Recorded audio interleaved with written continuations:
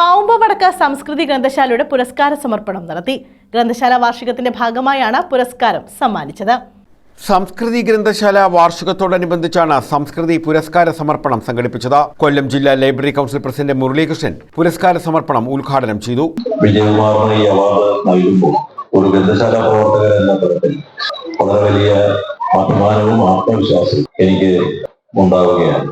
അഭിമാനം എന്ന് പറഞ്ഞത് ഒരു ഗ്രന്ഥശാല പ്രവർത്തകന് ലഭിക്കുന്ന അംഗീകാരം അത് ചെറുതായി കാണാൻ കഴിയാത്ത ഒന്നാണ്. ശൂർനാട് വടക്ക് ഗ്രാമപഞ്ചായത്ത് അംഗം ശാന്തകുമാരി അധ്യക്ഷത വഹിച്ചു. Karunagappally taluk library council secretary V വിജയകുമാറിനാണ് പുരസ്കാരം സമ്മാനിച്ചത്.